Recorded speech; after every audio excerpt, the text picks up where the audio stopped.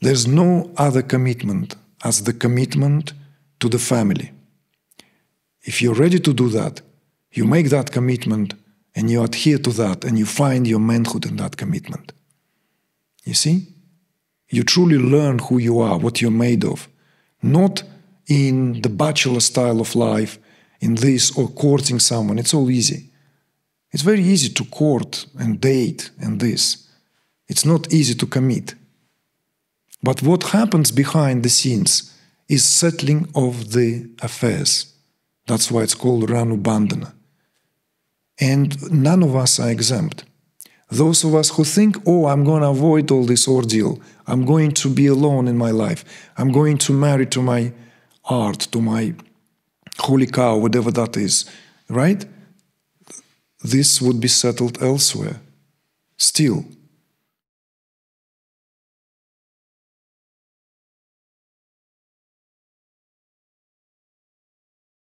So my intention coming in was to work on relationships and my personal relationship. And one relationship in particular with my partner of 4 years, and that I separated from recently. I came back to the country, so many things changed, and it was very difficult for her. And it's like, I feel horrible, so very saddened by this. And, it's just like I feel like this heartbroken, feeling. And I wonder if there's something that I can do to kind of like ameliorate that, which was a conscious decision, or just things happened like this. The path led to this kind of thing.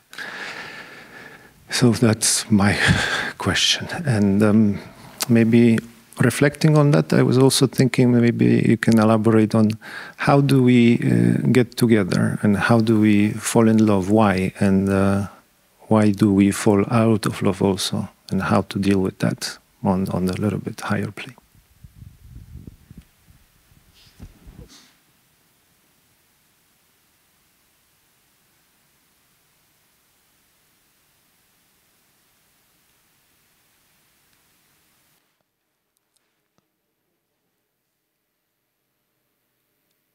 You see, at this level where we tend to romanticize, at the level where we tend to see this in the way that we color everything through a tinted spectrum of particular hue that is preferable. And whatever that is, there could be so many different hues. Marriages were arranged in many parts of the world for a long time into these days. At every strata of society, marriages were arranged. I mean, look at the life of the nobility in the geographical region as Europe. Very little was asked of affairs of the heart. Marriages were affairs of the state. So marriage was not seen as something to pursue one's individual happiness. I don't want to politicize or psychologize this, but at its highest expression, marriage was meant to be something which will secure the future of this or that country, secure, establish, strengthen the connection. These connections could be working on so many levels, from avoiding the potential rivalry, avoiding potential competition which could lead to conflict, strengthening this through the emotional ties so that there is this element of bonding takes place at the DNA level where people feel at least the ruling classes, feel that they are connected. So the marriage is a form of institution which fortifies this. I mean, we all know that the First World War broke because three brothers couldn't divide the kingdom between themselves. Kind of almost epic of its own. Funny, nobody wrote any epic. It's on par with anything of the ancients. All related, completely, like this. But then any other strata of society, marriage was never considered. If we are to speak of marriage, if we are to speak of that union or unit, marriage was always considered a certain kind of fostering a certain bond. And of course, if this is accompanied by heart-based feelings, then this is a blessing. A blessing. How many brides have seen the newlywed prior to marriage in so many countries? No, like maybe when they finally can see each other, whilst everything been arranged on their behalf already. Some say this is barbarism, a retarded way of the past. Others advocate this today because apparently a lot more goes into it than meets the eye. It's not just as portrayed in this novel or in this movie, or is it like, marrying your daughter away just because so much burden, so much trouble, so much worry, particularly if you don't have to come up with a heavy enough dowry to carry the burden. In certain culture, having a girl is a burden. Tribal cultures is a big burden because you have to marry her off with stuff for new life. That's what's called dowry. See? And it's a shame if you don't meet. In the past, maybe it was 100 goats. See? You cannot come up with 100 goats. So cannot shop around for a bride, for a groom. What I'm driving here to, so first we understand what marriage is, even at that superficial level of affairs, where eventually two people would have to make life together. And we live in a time when society decided that family is not that important, whereas we know that to be the opposite. We know that family is the first unit of every social structure. Attempts were made to forgo that. In communism, there were communes deep in Soviet Union, back in the days, in Russia, if it's easier, where people gathered together and there were no wives, no husbands. Sounds like a formidable dream for some, right? But it all turned out to be nasty very, very soon. You cannot emulate the structure of very primitive forms of living. I don't even know if Neanderthals had that. We don't know what was it like, the right to reproduce. We don't even know if that meant to be just strong physical male. Apparently, in the matriarchat, women were deciding. They were the ones who would guard that passing of the DNA, whom she will mate to conceive a child. The guy maybe just slaughtered a mammoth, and he is this, Rock of his time, right? The Rock, the actor. Rock, you know the Rock? You don't know Rock? Never mind. His nickname is Rock.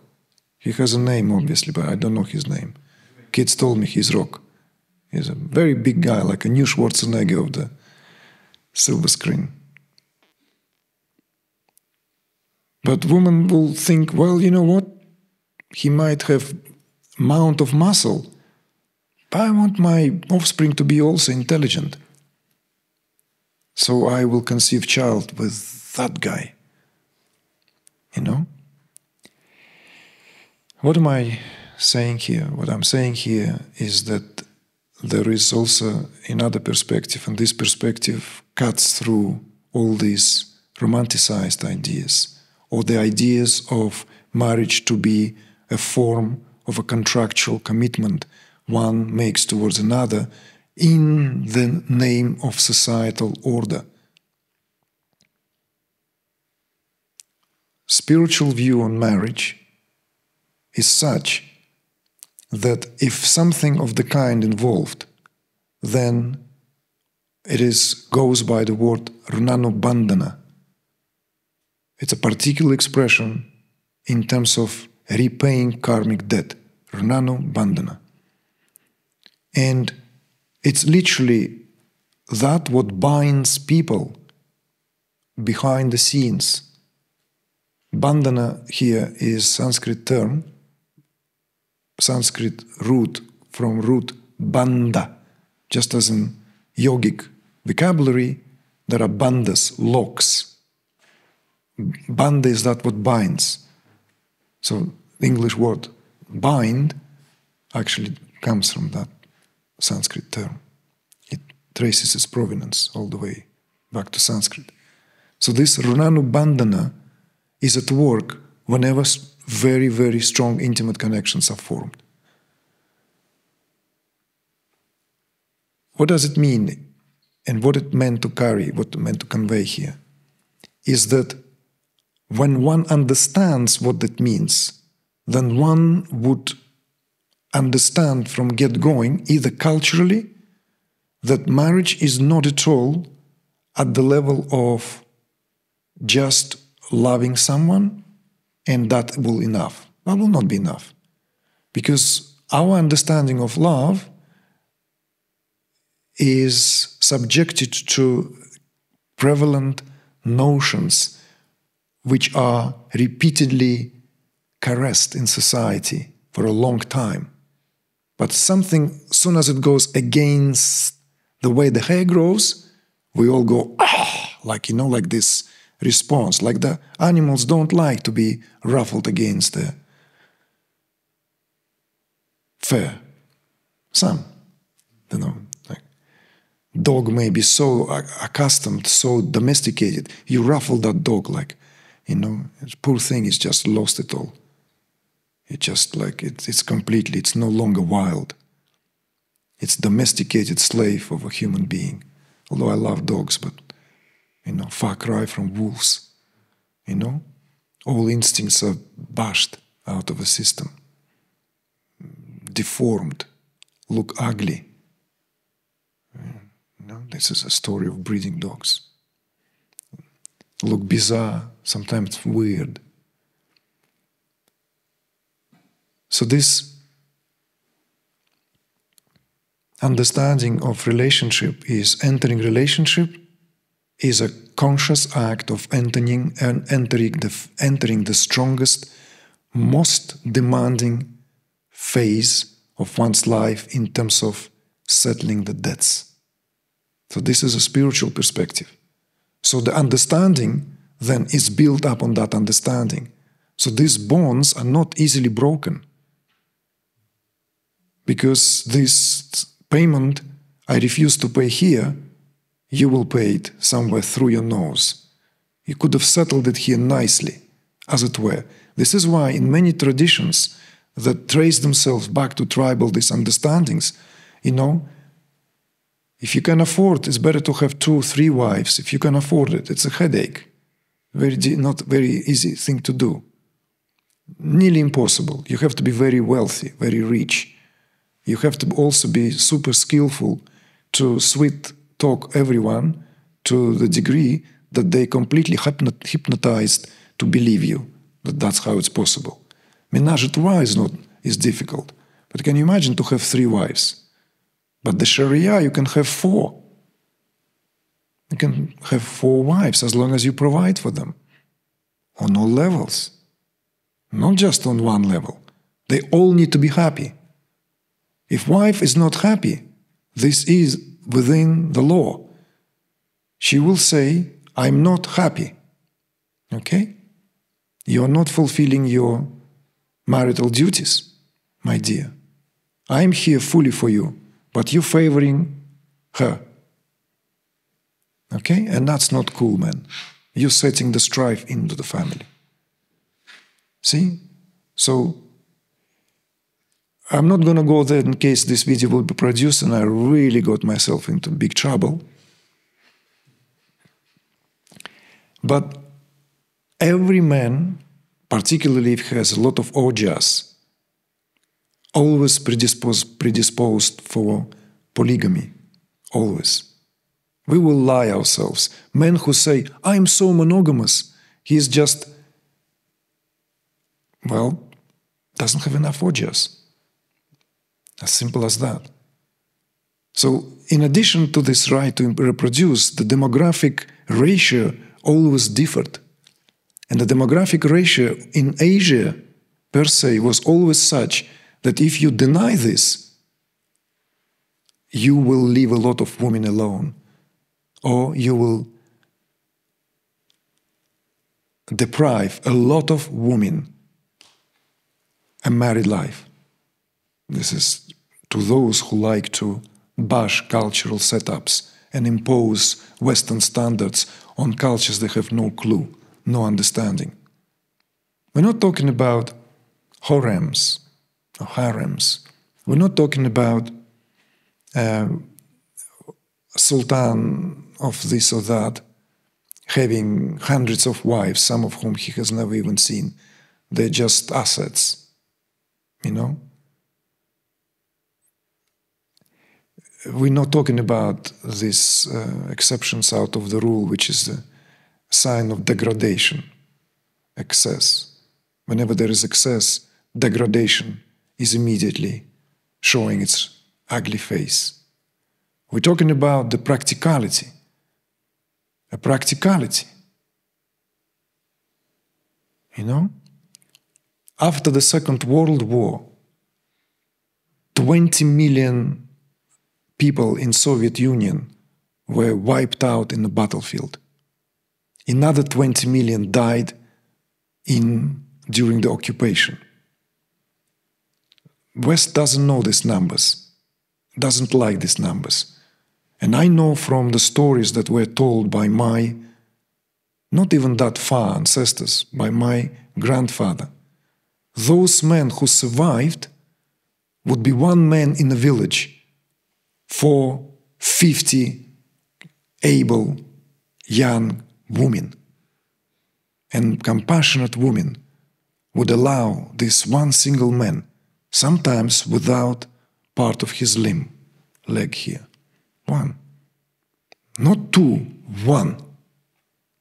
That's the demographic ratio was. You know? With her blessing, he'll go and inseminate, forgive me, that woman, give her that much needed release of oxytocin in a hug. We know nothing about this. We want Barbies. And we impose the Barbie standard on what world is, which is a much more complex affair. But I want you to go back to this so that you understand that there's no other commitment as the commitment to the family. If you're ready to do that, you make that commitment and you adhere to that and you find your manhood in that commitment. You see? You truly learn who you are, what you're made of.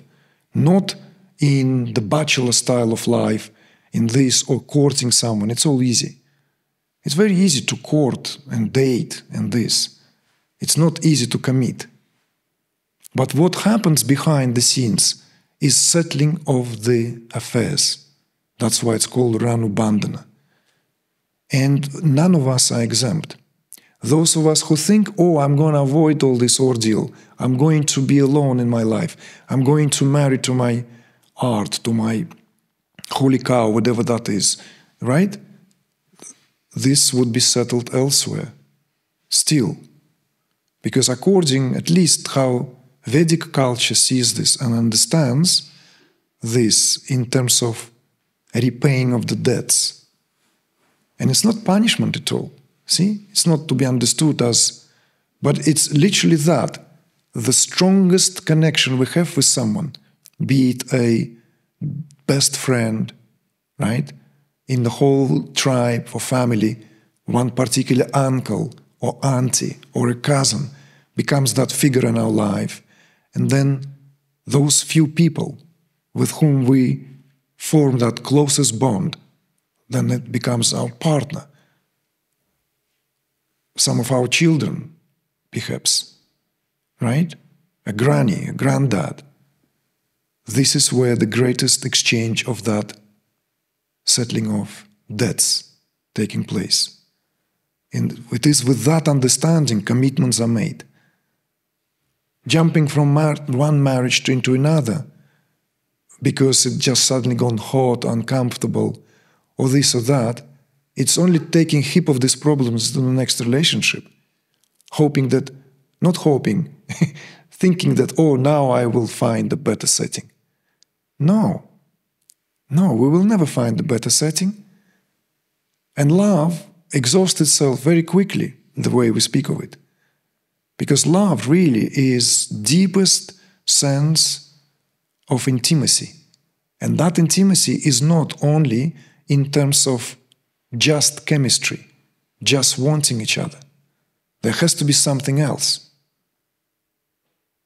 Knowing also there will be a lot of moments when you will want to run away the hell out of there. How do you deal with that? See? So, nothing I can really tell you that is encouraging. That's what I'm trying to say. There's no such thing. The encouraging thing is a Barbie and Ken,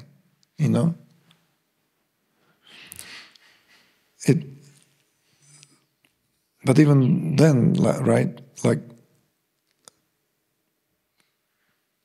how do you repair a relationship?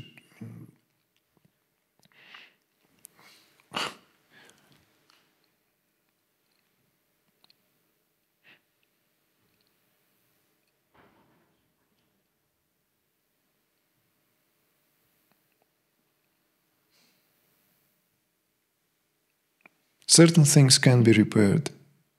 We could say, some say, well, everything can be repaired as long as there is enough love and understanding.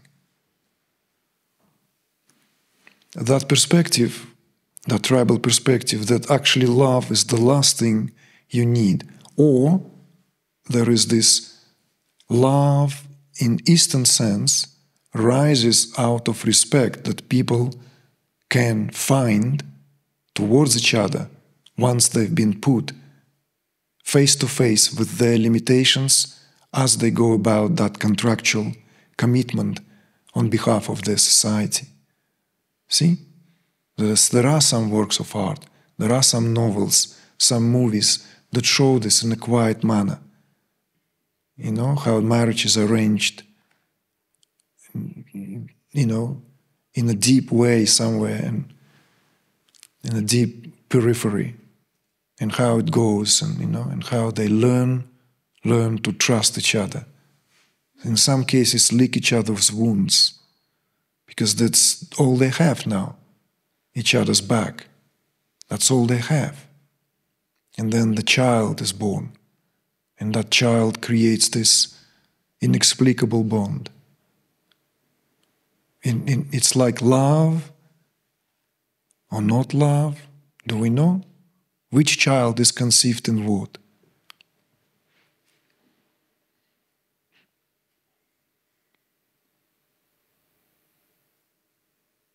So nothing I can say to you that really, really easy applicable solution. But hopefully some of what is shared, leaves some, finds some resonance, and your own guidance because you can only lean on that. See? So that, yes, of course, it's easier when there is a sheer gravity towards each other. There's this attraction. It's easier. Mountains can be moved. And one can forgive everything. And one can reconcile everything. Sometimes it's even better when things like that happen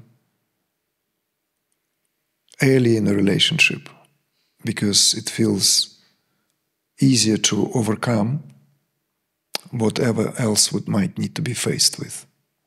You see? But one way or another, there is this, again, so-called human truth about it, which is relative. And there is this another dimension to it. Where if we are making these decisions need to be probed by clear understanding. What are we actually doing? What are we committing here to? And what are we in service of? And then the great polishing begins, All the edges that we grew up with are now getting smoothed. The Creator now loves doing His work, And it doesn't feel nice at all on that sharp corner of my, that's how I am. Okay, let's see how you are. Hush, hush, hush, hush, hush. And it starts to get rough. So, but once we get around it in all the places, it kind of feels smoother and more fun. It's like less chance to get, less chance to get ruffled. We go with the bumps. So, sorry, my friend, I can't tell you more encouraging stuff. I'm going to give this three wives concept some thought. Yeah. Yes, good luck with that.